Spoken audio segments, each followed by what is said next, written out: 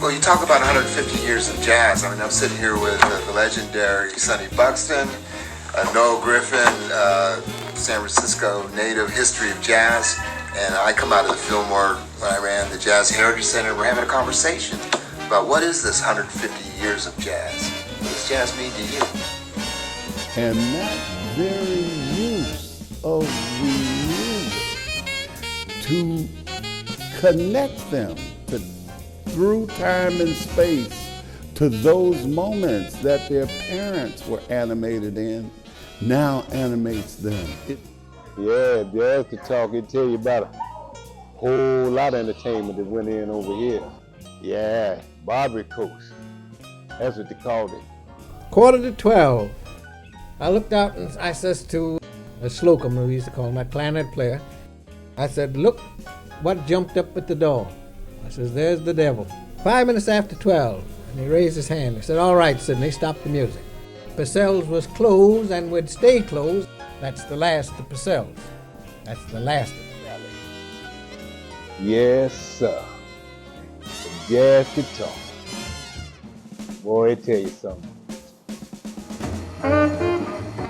San Francisco was a well-kept secret until the early 1940s, when American involvement in World War II created a boom economy that brought thousands of people to California and the San Francisco Bay Area. San Francisco was a great place to be at that time. It was probably the most exciting city in America.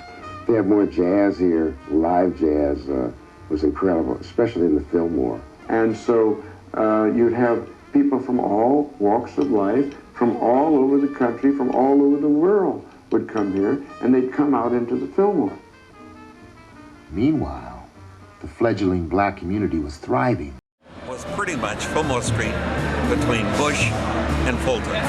In that walkabout, there was everything you could ever want. The Uptown Theater was around the corner on Sutter. And then, of course, when you got to be old enough, you could hit the clubs. Listen, I had all the famous people. Oh, God. Woo, I was a hot potato. But honey, this was heaven to me. This place was, it took me by storm. Oh, sure, every musician you can think of, black especially, and some whites. Charles Sullivan brought him to the West Coast. Oh, he was the kingpin for the music industry, no question about that. Ray Charles wouldn't play for anybody in San Francisco but Charles Sullivan. Nobody. Pop City was originally called Boot City. And when my brother sued Slim Galen took possession of it, he didn't want it, so he called his friend Jumbo. He was working as a car salesman at the Australia S on the Van Ness. And this is approximately where we stood and performed at Pop City. Handstand, I'd be in the way of the piano, and drums are right here. Piano and bass was there, piano was like that. It was on there. John was not John Coltrane then. You know, he had the name, but he was not. I was trying to recall whether it was the first time we were on the bandstand together. There's an evolution of this work because we started.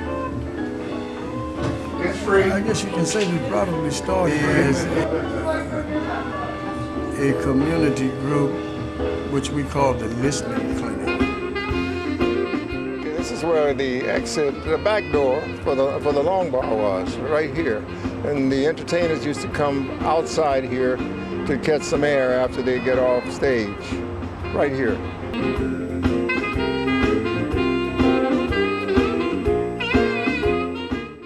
Yeah, see, the Booker T. Washington Hotel was originally the Edison Hotel. Edison. It was operated at that time by Shirley Corlett. You ever heard that name? Dinah Washington. When Dinah would leave the hotel, she'd tip all the bellboys and everybody.